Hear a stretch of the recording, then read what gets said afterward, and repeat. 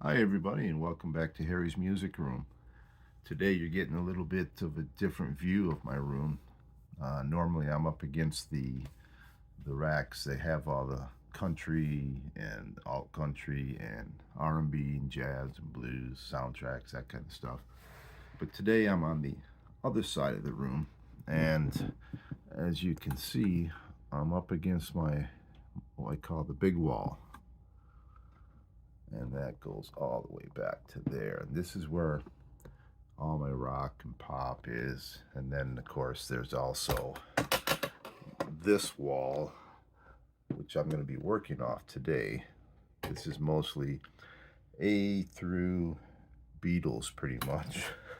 so, so, anyways, we're going to get started on my Beatle bootlegs. This is going to be video part 2 of my overall bootleg videos. These are sort of in alphabetical order. Um, so anyways, we'll get started here. Let's see. This is rather interesting. This is a record that is full of radio spots. Robert Fitton would know plenty about these. Like these are like 30-second, 1 minute spots. And just to give you an example, we have a ad for ABC Friday Night, which was a 1966 music TV show.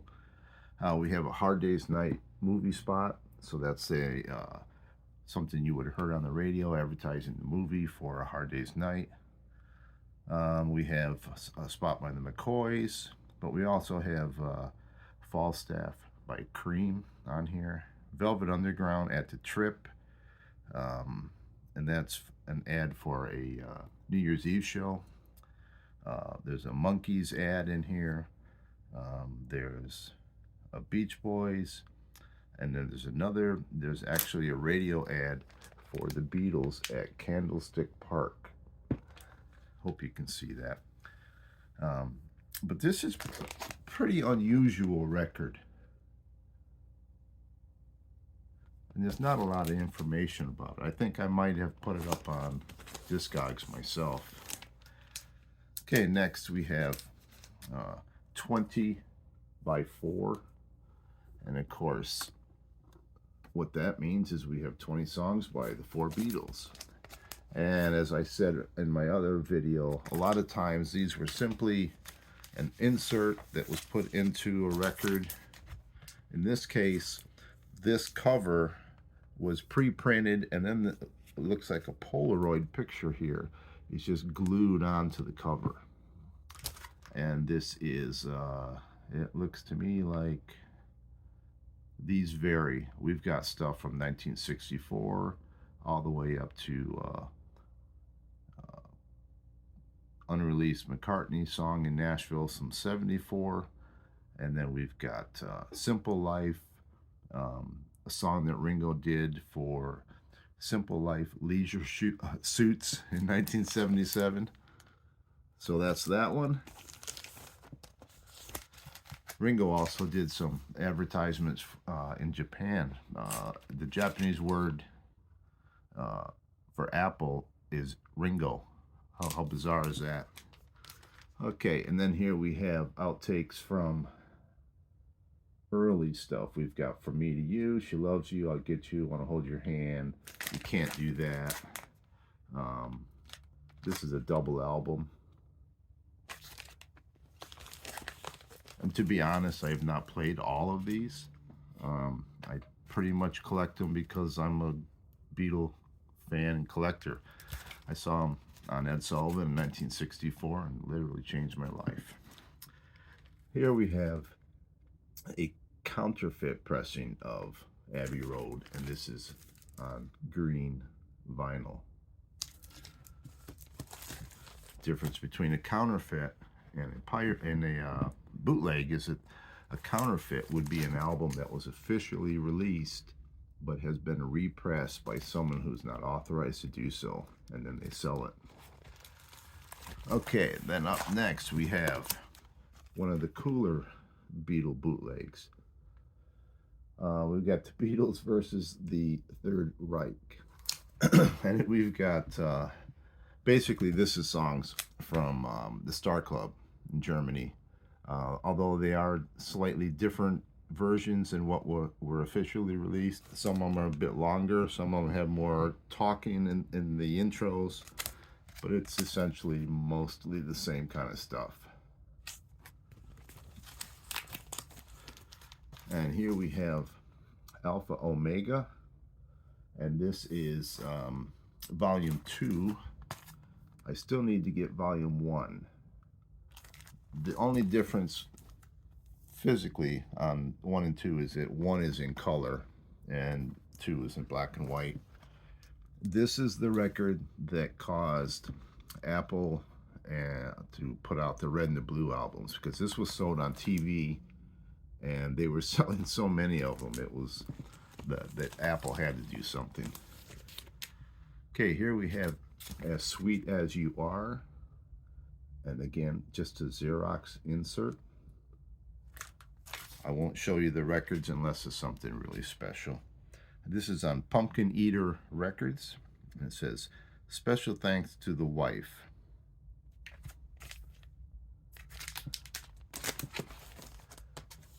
And here we have the Black Album, which is outtakes. 2 albums of outtakes designed to look like the White Album, but for obvious reasons it's called the Black Album. Now this originally came with posters and pictures, and this is a 3 record set, but this particular set does not have the posters or the pictures. Really hard to find this one in any kind of condition. The cover was so prone to wear that most of the time when you see them, they're pretty ring worn. These are from 58 to 62.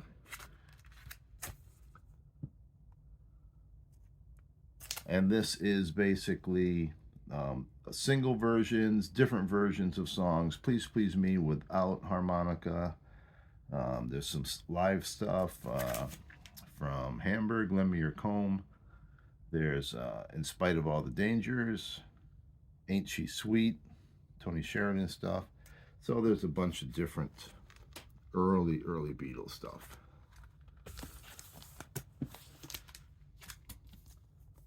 This one just says that it was made in Switzerland, which I doubt, but they would do that with bootlegs. They would say made in wherever, just to throw people off, when it was probably just made in New York City.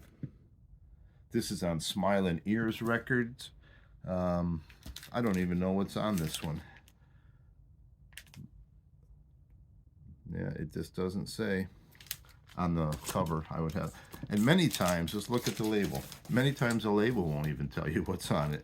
There would be an insert with it. Now these labels do tell you what are on the record. So this is a good example of a printed label.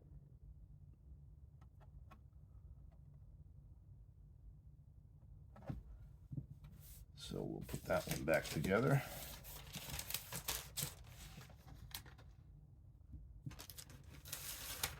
And pull out another one. I'm going to do these probably in 3 parts because I have so many. This is a very hard to find bootleg. It's a copy of, it's actually a counterfeit, not a bootleg. It's a copy of an official VJ release that was put out that did not sell well at all. Originals of this go for a lot of money. And then we have a 9 CD box set. I should have showed this on my CD collection earlier, but I have it filed with my albums. So we have 9 CDs. At the time, this was the most extensive collection of BBC outtakes, and the sound is phenomenal. It's on Great Dane Records, and Great Dane was always a top quality label. If you ever find a bootleg on Great Dane, you can pick it up and be sure it's going to sound good. From here on out, I think we're going to have a lot of Beatles at the BBC. There was a whole series of them released. This would probably be one of the first. They didn't start numbering them until a little bit later. And then we have 62 to 65. This is a 2-album set. And then we had at the BBC, I'm looking to see if they started numbering them yet. And I don't see a number on this one just yet.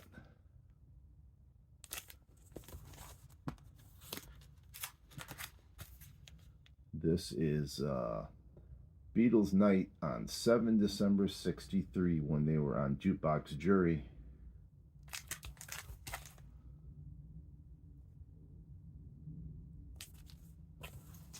And on this one we've got, I love this photo, Beatles at the Beeb, Transcription Records, it says on the back.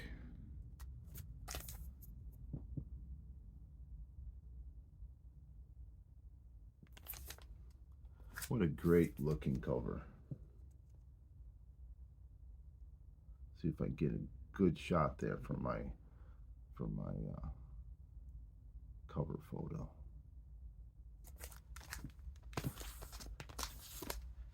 Okay, now we have volume 6. They're starting to number them on the covers. I love Ringo's haircut there. That used to be considered long hair. People would ask him if he was a girl.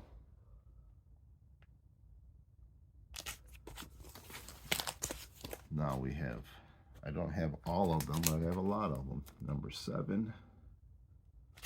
Many of these bootlegs I picked up from Patrick, the vinyl archivist. Who, did you know he's a real archivist?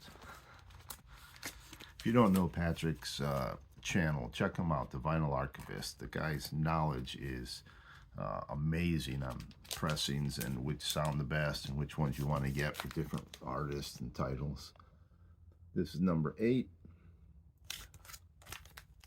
The quality on these covers and the vinyl is very, very good. These are highly recommended. You will not go wrong with any of these Beatles at the Beeb series. And this is number 11.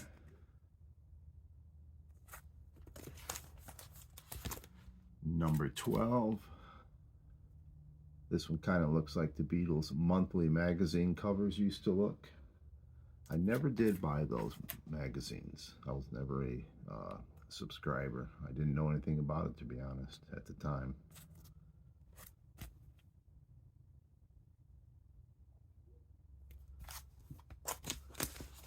And then we have number 10. Did I have these out of order? Yes, I did. We'll fix that. Number 10, Krinsk D Night.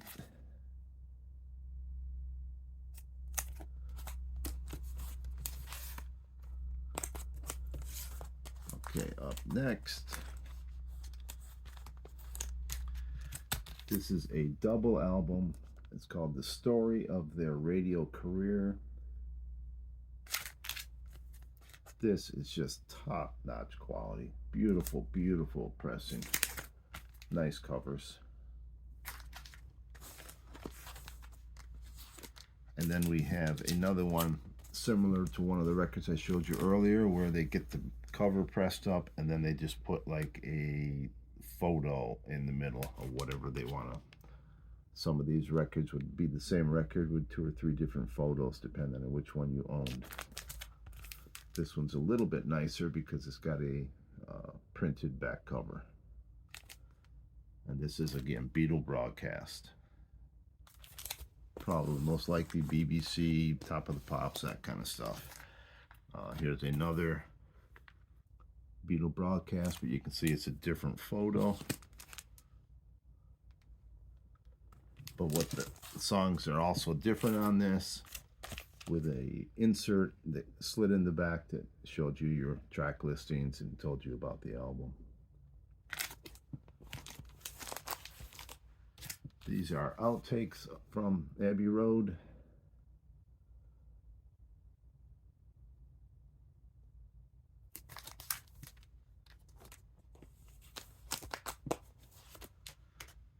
This is Candlestick Park, 1966.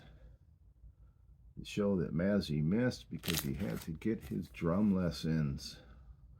Wow. Oh well. I never even had the opportunity to miss a show. I was never around anywhere where the Beatles played. I was from Binghamton, New York, small town upstate New York near the Pennsylvania border. We never got live music there, ever. Here's a nice Christmas fan club counterfeit pressing. This one is on green vinyl.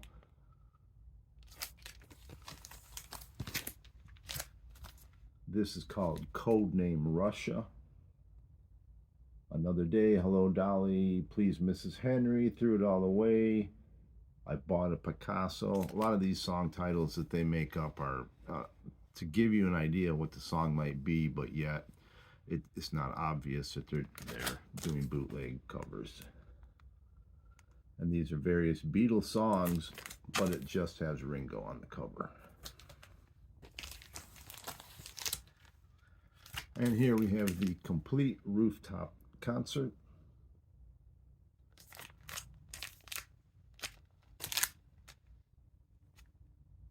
They had it right to begin with.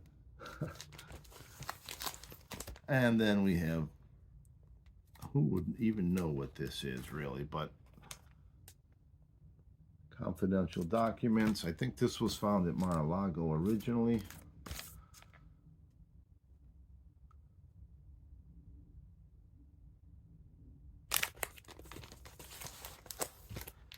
The Beatles, Conquer America. This changed my life, February 9th, 1964. Nothing was ever the same again. And this is a 2-record set, and it has Ed Rudy interviews, then it has the February 9th show. Very first Beatles song I ever heard was All My Lovin', because I had never heard them up until that night. And that's the song they opened with. So to this day, it's one of my favorites. They also did the February 16th show on here, February 23rd, and September 12th.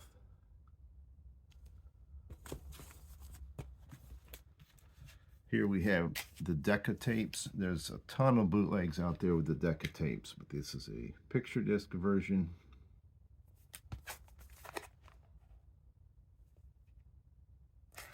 And again, quality is top notch because it was a official, legitimate recording for Decca, but they just passed on the Beatles.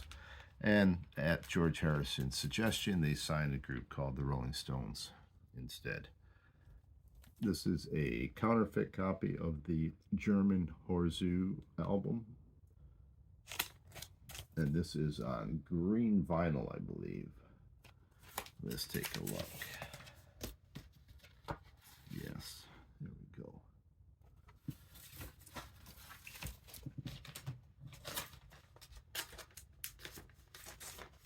If you look closely at the original photo, George Harrison has a black eye because this photo was taken right after Ringo joined the band and Pete Best was out. And there was a scuffle, shall we say, because of that. 18 unreleased tracks. The Beatles Dig It, all wrapped in cellophane. This was, I believe, the same photo shoot that gave us this one that gave us the Butcher cover, but I could be wrong. But I think it is. And of course, you always got a lot of Bugs and Beatle connections anytime there were Beatle magazines or knockoff groups that wanted to, like the Bugs.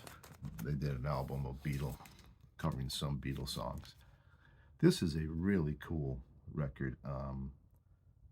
I think I got this at, I might have got this from Patrick originally, but I can't remember. If it wasn't Patrick, it was from a Seattle record show. But this is a great looking bootleg.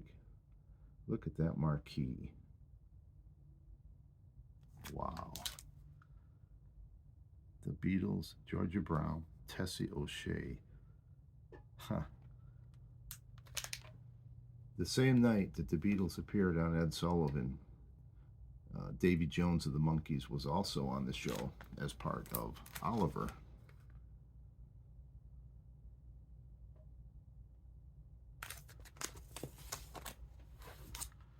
And we have EMI outtakes. The Amazing Corny Phone label, which was a competitor to, you had the Sounds of Quality. Let's see, what was it? We had Tarko, which was the Amazing Corny Phone record label. We had, what was the other one? TM, I can't remember at the moment. Trademark Quality, TMOQ. There was others. There was quite a few others that came along to jump on the bootleg bandwagon. Another one of those covers where they would just use a rubber stamp, put a Polaroid picture on there, and then a little thing on the back telling you what was on the album. File under. Looks like this is just a group of different songs. A lot of them appear to come from the Get Back sessions. There's some Strawberry Fields Forever stuff on here. So there's a whole, this is a good example of the bootleggers bootlegging other albums that were put out, other bootleg albums. 5 Nights in a Judo Arena. I always loved this photo.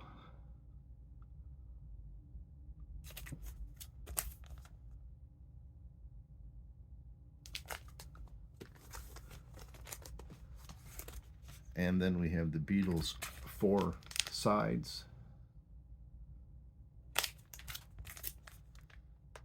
And what this has is these are outtakes that John did, outtakes that Paul did, and Ringo outtakes, and George Harrison outtakes with the Richard Avedon photos.